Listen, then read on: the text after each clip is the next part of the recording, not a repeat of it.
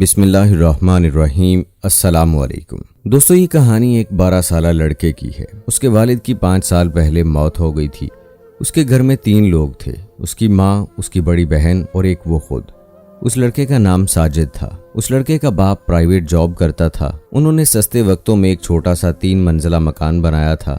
ساجد کے والد کی عمر 35 سال کی تھی۔ وہ زندگی کی بازی ہار گئے۔ اس کے باپ کے مرنے کے بعد ان کے گھر میں پریشانیاں آنے لگیں۔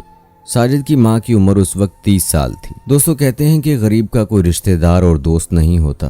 ساجد کے والد کی وفات پر کمپنی والوں نے صرف 2 لاکھ کی رقم ساجد کے گھر والوں کو دی اور پلٹ کر خبر نہ لی۔ اور یہی حال ان کے رشتہ داروں کا بھی ہوا کہ وہ سب اپنے اپنے کاموں میں مصروف ہو گئے۔ ساجد کی ماں کے کندھوں پر اولاد کا بوجھ تھا۔ اس نے عدت کا عرصہ گھر کے اندر ہی گزارا اور جو رقم ملی تھی اسے تھوڑا تھوڑا خرچ کرتی رہی۔ بزرگوں کا کہنا ہے کہ گھر بیٹھے بھرے کنویں بھی خالی ہو جایا کرتے ہیں۔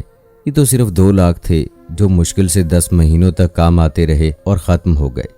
خرچے تو رکتے نہیں اور پیٹ بھی کھانے کو مانگتا ہے۔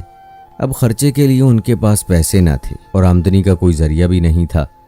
ساجد کی ماں نے کچھ کرنے کی ٹھان لی اور اللہ کا نام لے کر گھر سے نکل پڑی۔ پہلے ایک گھر میں اسے ماسی کا کام ملا اور پھر مزید 2 گھروں میں اسے کام یہی مل گیا۔ تینوں گھروں سے اسے 12,000 ملتے تھے، جن میں اس کے گھر کا خرچ چلنا مشکل تھا۔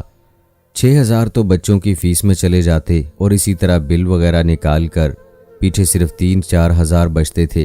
یوں مہینے کے آخر میں فاقوں کی نوبت رہتی۔ ایک دن ساجد اسکول میں بیٹھا اپنی پڑھائی میں گم تھا۔ اس نے 2 دن سے کچھ نہیں کھایا تھا اور اب تک صرف پانی پر ہی گزارا ہو رہا تھا۔ ساجد کا رنگ پیلا پڑ رہا تھا اور اس کی آنکھوں کے آگے بار بار اندھیرا آ رہا تھا، لیکن پھر بھی وہ پڑھائی کرنے میں مصروف تھا۔ ساجد کے ٹیچر سر بلال نے جب ساجد کو دیکھا تو وہ سمجھ گئے کہ ساجد کی طبیعت ٹھیک نہیں ہے۔ انہوں نے ساجد کو اپنے پاس بلایا تو ساجد مشکل سے اپنے آپ کو سنبھالتے ہوئے کھڑا ہوا اور لڑکھڑاتے قدموں کے ساتھ سر بلال کے پاس پہنچا۔ اس کی ٹانگیں اس کا ساتھ نہیں دے رہی تھیں۔ ساجد کے ٹیچر سر بلال کو معلوم ہو گیا کہ ساجد کی ایسی حالت کیوں ہو رہی ہے۔ سر بلال نے پوچھا، بیٹا کیا بات ہے، تم ٹھیک تو ہو؟ ساجد نے کہا، جی میں ٹھیک ہوں۔ سر بلال نے دوبارہ پوچھا کہ مجھے سچ سچ بتاؤ کیا بات ہے؟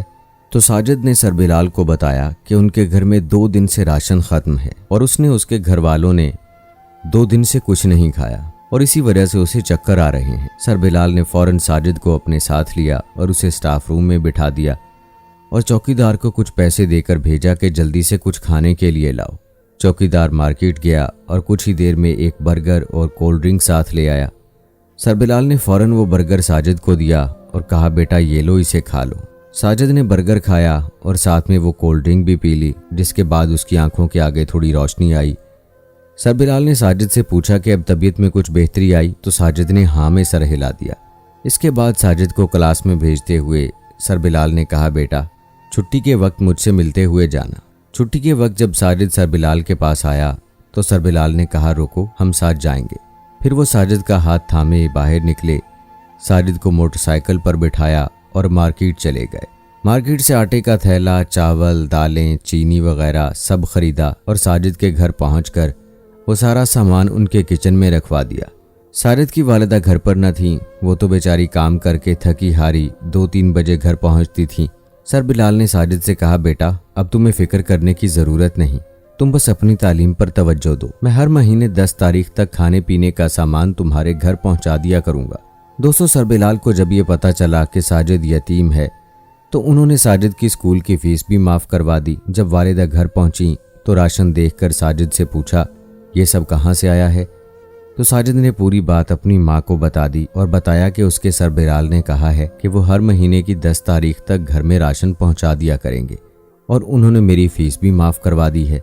ساجد کی ماں نے جب یہ سنا تو وہ رو پڑی اور بلال کو ڈھیر ساری دعائیں دینے لگی۔ سر بلال اب ان کی مدد کیا کرتے تھے، اگرچہ ان کی اپنی تنخواہ اتنی زیادہ نہ تھی، مگر اس کے باوجود وہ اپنے گھر کے ساتھ ساتھ ساجد کے گھر والوں کی بھی کفالت کرتے تھے۔ ساجد کی ماں اگلے روز سر بلال کا شکریہ ادا کرنے اس کے اسکول پہنچی تو سر بلال نے ان سے کہا کہ مجھے آپ اپنے بھائیوں کی طرح ہی سمجھے، آپ میری بہن ہیں اور مجھے آپ کی مدد کرنے سے خوشی ہوگی۔ وقت گزرتا رہا، ساجد اپنی پڑھائی میں بھی اور لگن اور محنت کرنے لگا۔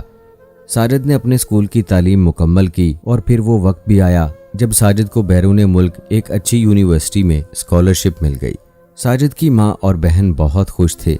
ساجد نے کبھی سوچا بھی نہ تھا کہ وہ کبھی جہاز میں بیٹھے گا اور بیرون ملک جائے گا، لیکن یہ دن اس کی زندگی میں آ چکا تھا۔ یونیورسٹی ہی سے اس کے لیے ٹکٹ کا بندوبست کیا اور اگلے ہی روز ساجد کی فلائٹ تھی۔ ساجد ایئرپورٹ پہنچا اور جب جہاز کی سیٹ پر بیٹھا تو اپنی گزری ہوئی زندگی کے بارے میں سوچنے لگا۔ فلائٹ نے اڑان بھری اور 10 گھنٹے کے سفر کے بعد وہ یورپ پہنچ گیا۔ اگلے ہی روز ساجد کی کلاسز کا آغاز تھا اور اس کی رہائش، کھانا پینا سب یونیورسٹی کی طرف سے تھا، اور اس کو جو پیسے ملتے تھے انہیں وہ اپنے گھر بھجوا دیا کرتا تھا۔ وہاں جلد ہی اس نے پارٹ ٹائم جاب بھی شروع کر دی اور اپنی ماں کو لوگوں کے گھروں میں کام کرنے سے منع کر دیا۔ دوستوں، اب ساجد اچھی طرح سے سیٹل ہو چکا تھا اور وہ ہر ماہ اپنی والدہ کو 1.5 سے 2 لاکھ کی رقم بھیجتا تھا۔ اس کی والدہ نے ان پیسوں سے گھر کا کام کروایا اور فرنیچر وغیرہ بھی نیا خریدا۔ ساجد اور اس کے گھر والوں کے اچھے دن شروع ہو چکے تھے۔ وہی رشتہ دار جو ان کی خبر نہ لیتے تھے اب وہ ان کے گھر آنے لگے۔ 2 سال کا عرصہ کیسے گزرا پتہ ہی نہیں چلا۔ ادھر ساجد کی بڑی بہن کی تعلیم بھی مکمل ہو چکی تھی۔ ساجد کی ڈگری کمپلیٹ ہوئی تو یونیورسٹی کی تقریب میں ہی اس کو پاکستان کی ایک کمپنی نے جاب آفر کی جس کی ماہانہ تنخواہ 4 لاکھ تھی۔ ساجد آج بہت خوش تھا اور اس کا یورپ میں آخری دن تھا۔ اس نے اپنی ماں اور بہن کے لیے ڈھیروں تحائف خریدے اور اگلے دن کی فلائٹ سے گھر پہنچ گیا۔ ماں نے اپنے بیٹے کو گلے لگایا اور اسے چومنے لگی۔ آج ساجد ایک کامیاب شخص تھا۔ اس نے 1 ہفتے بعد اپنی جاب کا آغاز کرنا تھا۔ ساجد کا آج اپنے آفس میں پہلا دن تھا۔ اس نے آفس جوائن کیا اور جیسے ہی وہ آفس پہنچا اور اپنی سیٹ پر گیا تو ایک دم اس کو سر بلال یاد آ گئے، جنہوں نے ساجد اور اس کے گھر والوں کی کفالت کی تھی اور 7 سال تک ان کے گھر میں راشن ڈلوایا، اور انہی کی مہربانیوں سے ساجد آج یہاں تک پہنچا تھا۔ اگر وہ ساجد کے سر پر دست شفقت نہ رکھتے تو آج ساجد تعلیم حاصل نہ کر پاتا۔ سر بلال کوئی امیر انسان نہیں تھے، بلکہ وہ ایک تنخواہ دار اور سفید پوش انسان تھے۔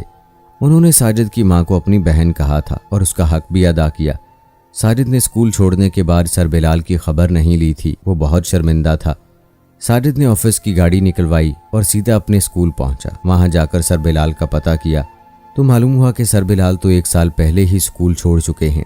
ساجد نے ان کا گھر کا پتہ کیا اور بہت سے پھل اور مٹھائیاں لے کر ان کے گھر پہنچ گیا۔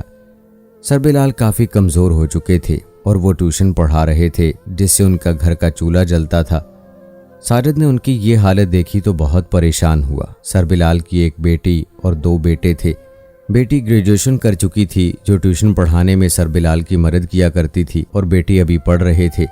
ساجد نے ان کا علاج کروایا اور ان کے گھر روزانہ کھانے پینے کی اشیاء بھی بھجوانے لگا۔ یوں سر بلال تندرست ہو گئے۔ ساجد کی امی بھی سر بلال کو دیکھنے ان کے گھر گئی تھیں۔ وہاں سر بلال کی بیٹی ان کو پسند آ گئی۔ انہوں نے سر بلال سے ساجد کے لیے ان کی بیٹی کا رشتہ مانگا تو سر بلال نے خوشی خوشی اپنی بیٹی کا رشتہ ساجد کو دے دیا۔ سر بلال نے اللہ کا شکر ادا کیا کہ اللہ تعالیٰ نے اس مشکل وقت میں ساجد کو ان کا سہارا بنایا، اور وہ نیکی جو انہوں نے سالوں پہلے کی تھی اس کا صلہ انہیں آخری عمر میں ملا۔ پیارے دوستو، اللہ تعالیٰ یوں ہی اپنے بندوں کو ان کی نیکیوں کا صلہ دیا کرتا ہے۔ ہمیں چاہیے کہ اپنے آس پاس ان لوگوں کی مدد کریں جو واقعی مدد کے حقدار ہیں۔ اگر آج ہم مصیبت زدہ اور پریشان حال لوگوں کا سوچیں گے، ان کا خیال رکھیں گے، تو کل اللہ بھی مشکل میں ہماری مدد فرمائے گا۔ بے شک اللہ بے نیاز اور اپنے بندوں کو رزق دینے والا کارساز ہے۔ اللہ تعالیٰ سے دعا ہے کہ اللہ پاک ہم سب کو صحیح راستے پر چلنے کی توفیق عطا فرمائے اور ہمیں پریشان حال لوگوں کی زیادہ سے زیادہ مدد کرنے کی توفیق دے۔ آمین یا رب العالمین۔